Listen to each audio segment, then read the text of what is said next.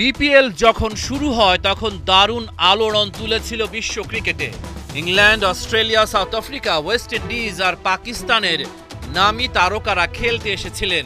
2020 সাল পর্যন্ত বড় বড় কোম্পানি দলগুলোর মালিক ছিল, কিন্তু বিসিবি সময় মতো পেশাদার ব্যবস্থাপনা দেখাতে পারেনি। ফলে একে একে ওই কোম্পানিগুলো সরে দাঁড়ায়, হারিয়ে যেতে থাকে বিপিএল এর জৌলুস।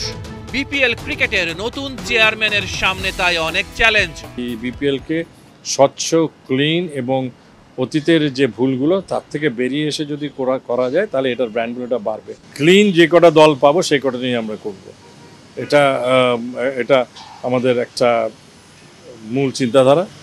বিপিএল বিসিবির জন্য একটা ভালো প্রপার্টি, খালি ইকোনমিক দিকটা চিন্তা করলে না, এটা খেলার দিকটা চিন্তা করলেও এটা আমাদের টি-20 প্লেয়ারদের একটা প্ল্যাটফর্ম। দেরিতে হলেও ভুল থেকে শিক্ষা নিচ্ছে বিসিবি।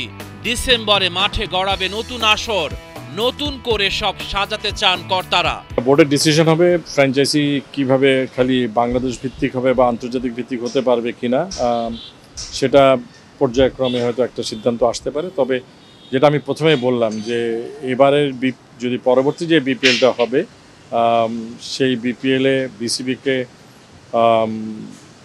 ইনভেস্ট করতে হবে। আমাদেরকে এটাকে চিন্তা করতে হবে রেভিনিউ সাইড থেকে না চিন্তা করে ইনভেস্টমেন্ট করে এটা ভাবমূর্তিটাকে ভালো করতে হবে। 3 ভেন্যুতে বিপিএল আয়োজন হয়ে আসছে।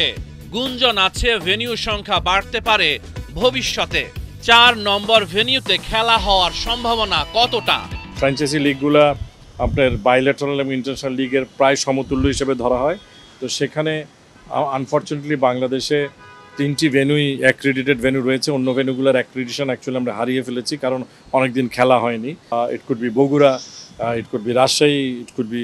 তো আমরা এই 3টা ভেন্যু, যেটা এই 3টা ভেন্যুর বাইরে যে 3টা ভেন্যুকে আমরা আন্তর্জাতিক ভেন্যু হিসাবে স্বীকৃত ছিল বা তার কাছে গেলে নিতে পারবো যদি সম্ভব হয়।